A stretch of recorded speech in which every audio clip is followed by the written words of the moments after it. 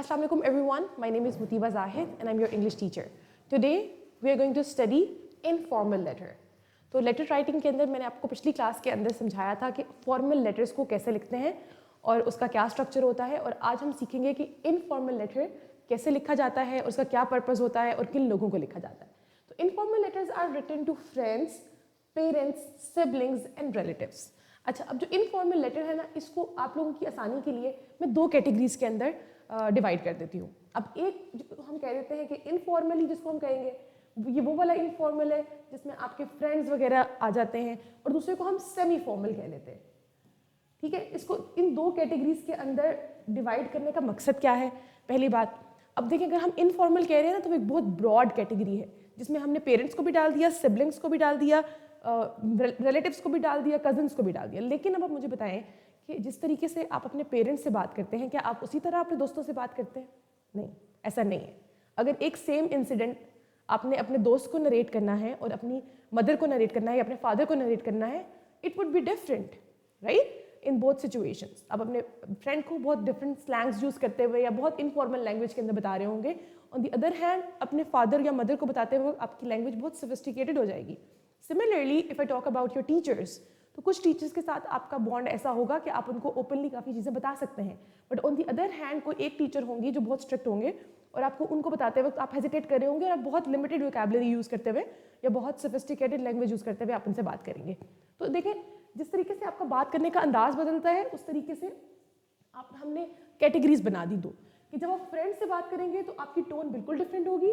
लेकिन अगर आप अपने पेरेंट्स से या अपने एल्डर सिबलिंग से या अपने कजन से या अंकल आंट से किसी से बात कर रहे हैं, तो आपकी टोन डिफरेंट होगी. ठीक है, तो इस तरीके से हमने इनकी दो कैटेगरीज बना दी. लेकिन इनके कैरेक्टरिस्टिक्स ऑलमोस्ट सेम है. फ्रेंडली एंड कन्वर्सेशनल टोन होती है. अब आपकी जो टोन है वो कन्वर्सेशनल होगी, कि आप कन्वर्सेशन कर रहे हैं, you are talking to somebody. ठीक है, जिस तरीके से व्हाट्सएप मैसेजेस में बात कर रहे होते हैं, जिस तरह बिल्कुल उसी तरीके से आप इसमें बात कर रहे होंगे. कोई भी बनावटी अल्फाज या उस तरीके से the purpose of my writing और इस तरह की बातें आप नहीं लिख रहे होंगे. जिस तरह के पिछले लेटर के अंदर हम लिख रहे थे ना, और उसमें हम बहुत ज़्यादा ट्रांजिशनल डिवाइसेस भी यूज़ करते हैं, देयर फॉर, सिमिलरली, या फिर इस प्रॉपर कंक्लूजन में भी जिस तरीके से हम बात कर रहे हैं कि I will be grateful for this act of kindness और समथिंग, तो इसमें आप इस तरह की बातें नहीं कर रहे होंगे. ठीक है, इसमें आप बहुत इनफॉर्मल होके, जिस तरीके से फ़ोन कॉल स्टार्ट होती है उस तरीके से ही आप अपने लेटर को स्टार्ट करेंगे. जिस तरीके से फ़ोन कॉल एंड होती है उसी तरीके से आप इसको एंड करेंगे. ठीक है, इमोशनल होगी और एक्सप्रेसिव होगी. ठीक है, सिंपल एंड नेचुरल लैंग्वेज का इस्तेमाल होगा. No strict format. अब इसका कोई स्ट्रिक्ट फॉर्मेट नहीं है. इस तरीके से पिछले लेटर के अंदर मैंने आपको पूरा फॉर्मेट दिखाया था ना, कि अपना पहले एड्रेस लिखेंगे, फिर रिसीवर का एड्रेस लिखेंगे, फिर सब्जेक्ट लिखेंगे. तो इसमें सब्जेक्ट भी आपने नहीं लिखना और आपने एड्रेस भी मैं आपको बताऊंगी कि आप कैसे लिखेंगे. ठीक है, अब रिसीवर जो आप अपना एड्रेस को किस तरीके से इसमें लिखेंगे, वो सब चीज़ें मैं आपको दिखाती हूँ अभी. ठीक है, अच्छा, फिर स्ट्रक्चर ऑफ इनफॉर्मल हम देख लेते हैं कि इस लेटर का स्ट्रक्चर क्या होता है. तो सबसे पहले सेंडर्स एड्रेस आएगा, डेट आएगी, सैल्यूटेशन जिसमें आप डियर लिखेंगे, आप इसके अंदर डियर ब्रदर लिख सकते हैं, डियर फ्रेंड लिख सकते हैं, कुछ भी लिख सकते हैं. बॉडी ऑफ द लेटर जिसके अंदर आप पैराग्राफ्स बनाएंगे, फिर कंक्लूजन और फिर क्लोजिंग फ्रेज आएगा, your loving brother, your loving sister, your loving friend, your loving cousin, your loving daughter, कुछ भी आप लिख सकते हैं. ठीक है, और फिर नीचे नेम जहाँ पे आप XYZ लिखते हैं. राइट, तो ये स्ट्रक्चर है. हम इसको सीखते हैं एक लेटर के साथ. अब देखें, अब आपने सेंडर्स एड्रेस लिखा है, रिसीवर एड्रेस नहीं लिखा. ठीक है, तो आपने क्या लिखा, एग्जामिनेशन हॉल, सिटी, ABC और डेट आपने वहां पे लिख दी. ठीक है, ये चीज आपने जरूर लिख कर आनी है. लेकिन इसमें से एक चीज स्किप हो गई. वो क्या थी? वो आपके रिसीवर का एड्रेस था. तो इनफॉर्मल लेटर के अंदर आप रिसीवर का एड्रेस नहीं लिखते, ना ही आप सब्जेक्ट लिखते हैं. तो हमने यहाँ ना हमने यहाँ सब्जेक्ट लिखा, ना हमने ये रिसीवर का एड्रेस लिखा. फिर dear Hasan, I hope this letter finds you in the best of health and spirit. अच्छा, अब देखिए, पहली बात मैंने आप लोगों को बताई थी कि आप अपने एग्जाम के अंदर कभी भी अपनी आइडेंटिटी को रिवील नहीं कर सकते, तो कोई नेम नहीं लिख सकते. तो जहाँ पे अपने लेटर लिखना था, to a friend congratulating him on his success. तो अब आप इसके अंदर जो आपने ये, आपको पता है कि आपने ये आपका पर्पस है. ठीक है, टेक्स्ट टाइप हम देख लेते हैं. टाइप क्या है? इनफॉर्मल लेटर है. ऑडियंस क्या है? फ्रेंड है. ठीक है, पर्पस क्या है? To congratulate him on his success. तो हमारे पास तीनों चीजें सामने आ गई. अब हमने जब यहाँ से स्टार्ट किया, डियर हसन की जगह हम यहाँ पे फ्रेंड लिख लेते हैं. ठीक है, क्योंकि हम नाम और आइडेंटिटी रिवील नहीं करते एग्जाम के अंदर, तो हमने यहाँ पे हसन की जगह फ्रेंड लिख दिया. फिर अब अगर आप नीचे वाली लाइन के अंदर आए तो जो पहली लाइन है ना ये वाली, इसको आप एज इट इज किसी भी इनफॉर्मल लेटर के अंदर लिख सकते हैं। आप अपनी बिगनिंग को इस तरीके से कर सकते हैं, ठीक है। I hope this letter finds you in the best of your health and spirits, in pink of your health, ठीक है। I hope you are doing good, कुछ भी इस तरीके से बात कर सकते हैं। और आप अपना पर्सनल रिलेशनशिप शो करने के लिए कि आपका दोस्त है, आप उससे कोई पिछली रेफरेंस की बात कर सकते हैं। Remember when we met last time I told you about my exams, so the result just came, अगर आपने रिजल्ट के बारे में बताना है, ठीक है। But at this moment you are talking about something about your friend, not yourself. तो उसको जब आपने congratulate करना है तो उसमें आप क्या करेंगे, उसमें आप उसके बारे में बात करेंगे। I received your result card yesterday and felt extremely happy to see your brilliant performance in the examination. ठीक है, तो आप यहाँ पे result card की जगह ये भी लिख सकते हैं your email, your letter in which you told me about your result. आप ये सब कुछ भी लिख सकते हैं if you want to write. Okay? फिर कॉन्ग्रेचुलेशंस ऑन, अब देखिए ये पर्पस आ गया आपका एग्जैक्ट सेकंड पैराग्राफ में, ये आपका इंट्रोडक्शन था, ये पर्पस आ गया, ठीक है। और जो इनफॉर्मल लेटर होता है ना वो थोड़ा सा छोटा होता है as compare to formal letter. अब फॉर्मल लेटर के अंदर तो आप पूरे कॉजेज इफेक्ट्स और उस तरीके से लिख रहे होते हैं ना, लेकिन इसके अंदर आपने क्या किया है, आपने अपने पर्सनल रिलेशन की तरह बातचीत की है बहुत ही इनफॉर्मल टोन के अंदर, और फिर आपने उसको खत्म कर दिया एंड पे। अच्छा, congratulations on securing excellent marks. Your dedication, patience and hard work have truly paid off. We are all proud of you and pray for your continued success in the future. ठीक है, इस तरीके से आपने बात कर दी। Give my regards to your parents. ये आपने ये स्टेटमेंट आप एग्जैक्ट लिख सकते हैं अपने बहुत सारे लेटर्स के अंदर। Give my regards to your siblings, to your family. आप कुछ भी इसके अंदर लिख सकते हैं, ठीक है। अच्छा, your loving friend, I'll wait for your visit, आप इस तरह की कोई बात भी लिख सकते हैं। I am waiting for the days when will be together soon इंशाल्लाह, कुछ भी इस तरह की आप बात लिख सकते हैं, ठीक है। इफ़ यू वांट टू तो आप उसको इस तरीके से लिखेंगे और फिर आप इसको एंड पे इसकी क्लोजिंग कर देंगे। योर लविंग फ्रेंड, अब देखिए अगेन यहाँ पे 7 की जगह आपने क्या लिखना है, आपने लिखना है XYZ, ठीक है। आई होप आप लोगों को लेटर राइटिंग समझ में आई होगी कि इनफॉर्मल राइटिंग किस तरीके से डिफरेंट है फॉर्मल लेटर से, ठीक है। अब देखिए फॉर्मल के अंदर हम क्या कर रहे थे, फॉर्मल लेटर के अंदर हमने प्रॉपर कॉजेज इफेक्ट्स और उसका सोल्यूशन की हमने उसमें डिटेल्स लिखी थी, ठीक है। और उसके अंदर हमारी जो टोन थी वो डिफरेंट थी, उसमें हम पैसिव टेंस का इस्तेमाल कर रहे थे, हम यहाँ पे एक्टिव टेंस का इस्तेमाल कर रहे हैं। तो ये दोनों चीज़ें आपस में दोनों एक दूसरे से डिफरेंट हैं, ठीक है। अच्छा, अगर आप अपने सिलेबस देखें ना तो सिलेबस के अंदर आपके लेटर राइटिंग मौजूद है, ठीक है। अगर अपना मॉडल पेपर आप देखें जो रिसेंट आप लोगों के पास आया है तो उसमें मेरा ख्याल है कि फॉर्मल लेटर राइटिंग उसके अंदर आई हुई है, लेकिन आपको इनफॉर्मल और फॉर्मल लेटर राइटिंग दोनों आनी चाहिए, ओके। अच्छा, फिर हम मूव करते हैं एक और लेटर की तरफ, ठीक है। इनफॉर्मल लेटर है ये हमारा दूसरा, जिसके अंदर आप लोगों के पास टॉपिक लिखा हुआ है to your brother about the importance of reading books. तो ये हमारा टॉपिक है। वैसे तो मैं चाहूँगी कि आप लोग इस पर खुद से एक लेटर लिखें, लेकिन अगर अभी आप लोग क्लास में मौजूद हैं तो प्लीज़ इसको मेरे साथ देखिएगा, इसको मैं ब्रेक डाउन करूँगी कि किस तरीके से इस लेटर को लिखा गया है, कौन कौन से एलिमेंट्स इसके अंदर यूज़ हुए हैं, ताकि आप लोगों की हेल्प हो सके। इसके अलावा मैं आपको कोई और टॉपिक दे दूँगी जिस पर आप लोग मुझे लिख के लेटर भेज सकते हैं। अच्छा, तो इसमें देखिए इनफॉर्मल लेटर है to your brother about the importance of reading books. तो सबसे पहले हम क्या करेंगे, will tap on the statement. Tap क्या होता है आपको याद होगा, मैंने आपको कल भी बताया था और अभी पिछले लेटर में भी हमने किया कि सबसे पहले हम देखेंगे कि टेक्स्ट टाइप क्या है। तो टेक्स्ट टाइप क्या है, इनफॉर्मल,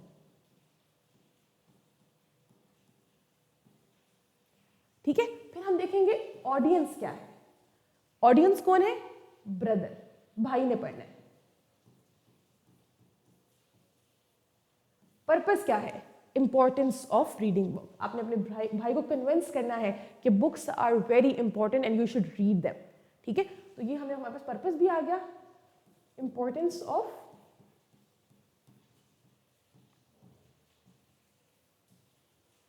रीडिंग बुक्स। तो ये तीनों चीजें हमारे सामने क्लियर हैं। अब हमें पता है कि हमने टोन फ्रेंडली यूज करनी है, भाई को लिख रहे हैं, मोस्ट प्रोबेबली छोटे भाई को लिख रहे हैं, क्योंकि जब हम इस तरह की एडवाइस वगैरह कर रहे होते हैं ना तो हम अपने छोटों को ही कर रहे होते हैं। फिर इसके बाद हमारे पास और क्या क्लियर हो गया, टोन, वोकैबुलरी। अच्छा, अब आपको पता होना चाहिए कि आपने variety of sentence structure use करना है अपने लेटर के अंदर। आपको याद होगा मैंने आपको टाइप्स ऑफ सेंटेंसेस पढ़ाया था। टाइप्स ऑफ सेंटेंसेस के अंदर मैंने आपको दो तरह की टाइप्स सिखाई थी, on the basis of structure and on the basis of function. तो जो स्ट्रक्चर की 4 टाइप्स थी, जिसके अंदर simple, compound, complex and compound complex. On the other hand function की जो टाइप्स थी, जिसमें आपके पास डिक्लेरेटिव, इंपेरेटिव, इंटेरोगेटिव और एक्सक्लेमेटरी सेंटेंसेस थे। तो इन सारे सेंटेंसेस को कोशिश करें कि आप अपने लेटर के अंदर यूज़ करें। अगर आप सारों को यूज़ नहीं कर रहे तो एटलीस्ट 3 टाइप्स ईच यूज़ कर लें, ताकि आपके जो लेटर है इसके अंदर थोड़ी सी वेरिएशन आ जाए, ठीक है, वैरायटी ऑफ सेंटेंसेस आ जाए। तो ये बहुत इंपॉर्टेंट है, ठीक है, आपकी लैंग्वेज को दिखाने के लिए कि आपकी लैंग्वेज कितनी इंपॉर्टेंट है। अब आपको ये भी पता होना चाहिए कि हाफ मार्क्स आपकी लैंग्वेज के होंगे, हाफ मार्क्स आपके कंटेंट के होंगे। तो अपने कंटेंट और लैंग्वेज दोनों को अच्छे तरीके से लिखना है अपने पेपर के अंदर। लैंग्वेज के अंदर आपकी ग्रामर भी आ जाती है, वोकैबुलरी आ जाती है, टेंसेस वगैरह सारी चीज़ें आ जाती हैं, और जिसमें आपकी पंक्चुएशन भी और हर चीज़। ऑन दी अदर हैंड अगर कंटेंट की बात करें तो जो इसके अंदर लिखा जा रहा है, जो कंटेंट, उसके बारे में बात करते हैं कि क्या वो अकॉर्डिंग टू द स्टेटमेंट है या नहीं, रेलेवेंट है या नहीं, ठीक है। तो आपकी रेलेवेंस भी काउंट होगी, उसके अंदर कोहेजन एंड कोहेरेंस भी काउंट होगी, और उसके अंदर आपकी लैंग्वेज भी काउंट होगी, ठीक है। तो आपने इन सब चीज़ों का ख्याल रखना है जब आप लेटर लिख रहे हैं। अच्छा, अब देखिए ये सेम वही तरीके से मैंने यहाँ पे लिखा है, एग्जामिनेशन हॉल, सिटी, ABC और डेट, जिस तरीके से हमने पिछले लेटर के अंदर लिखी थी और हमने फॉर्मल लेटर के अंदर लिखी थी। ये सेंडर का एड्रेस है, आपका एड्रेस चेंज नहीं होने वाला, आपने एग्जाम में बैठ के ही लेटर लिखना है। तो आपका वही एड्रेस रहेगा, एग्जामिनेशन हॉल, सिटी ABC, और फिर आपके पास जो भी डेट है आपने उसको इस तरीके से लिख लेना है, ठीक है। अच्छा, फिर उसके बाद डियर बिलाल, अगेन हम यहाँ पे बिलाल नहीं लिखेंगे, हम यहाँ लिखेंगे डियर फ्रेंड। क्यों? क्योंकि आपने अपनी आइडेंटिटी रिवील नहीं करनी।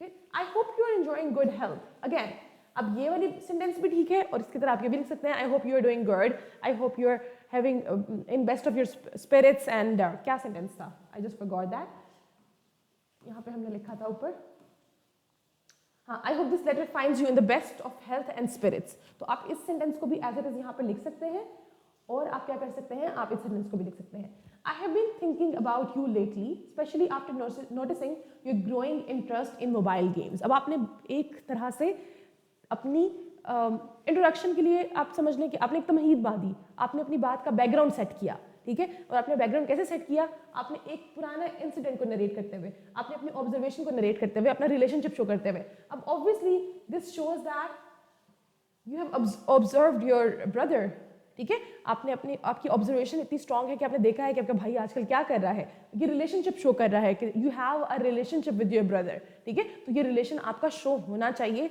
आपके लेटर के अंदर। तो क्या कह रहा है कि मैंने क्या ऑब्जर्व किया है काफ़ी दिनों से कि आप क्या कर रहे हैं, you are taking too much interest in mobile phones. अच्छा, फिर क्या है, I want to remind you that reading book is one of the best habits a student can develop. अब आप उसको बता रहे हैं कि rather than using phone, I think you should focus on this thing because this is more important for you these days, ठीक है। आप इसकी जगह कोई और स्टेटमेंट भी लिख सकते हैं, जिस तरीके से you know what I do when I get free, I am reading a new book these days and I want you to read it, ठीक है, without realizing your brother that you are imposing something on him, ठीक है। आपने उसको अपनी authority भी impose नहीं करनी, आप क्या कर रहे हैं, आप उसको सजेस्ट कर रहे हैं, ठीक है। तो इसको आप इस तरीके से भी लिख सकते हैं, books increase knowledge, improve vocabulary and broaden thinking. अब आप उसको लॉजिकली रीजन दे रहे हैं कि मैं क्यों कह रहा हूँ, ठीक है। आप इसको इस तरीके से भी लिख सकते हैं, I want you to focus on vocabulary and these things because I know this will help you a lot in your future, ठीक है।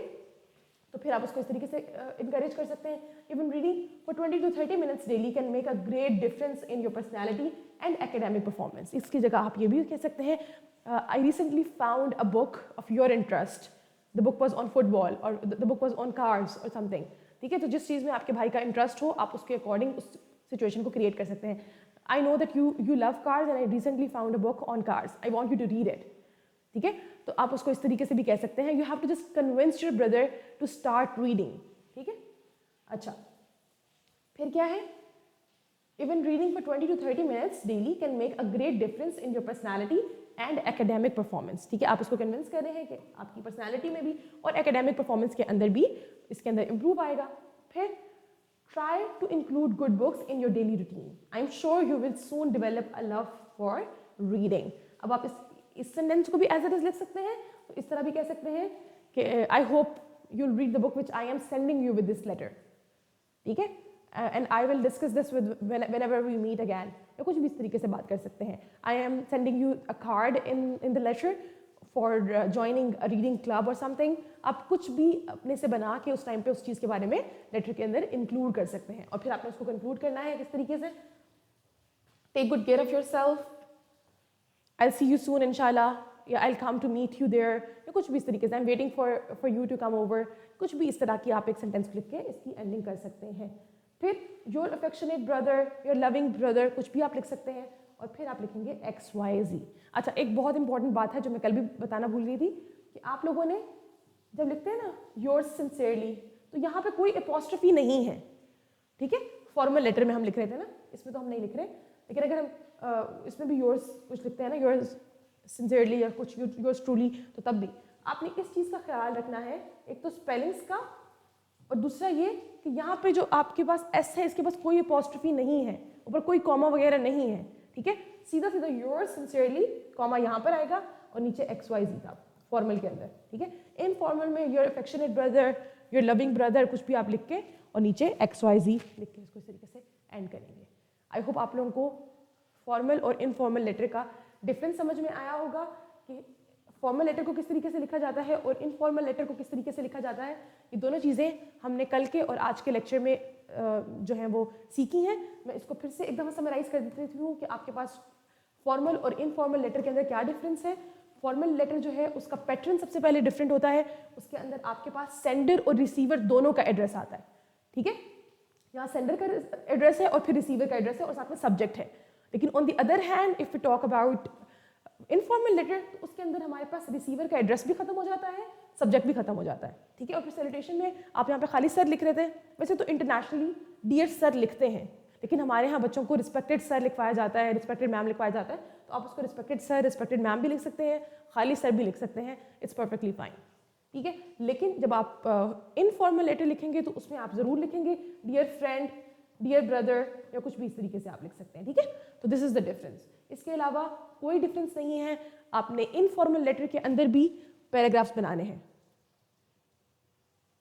ओके, यस, हमें एक असाइनमेंट रिसीव हुई है नबिहा की. इंशाल्लाह will respond on that soon. आपको मैं उस पर दूंगी, रिस्पॉन्स दूंगी. ओके, आई होप आप लोगों को आज का लेक्चर समझ में आया होगा. That's all from my side. I see you tomorrow in the next class. अल्लाह हाफिज़.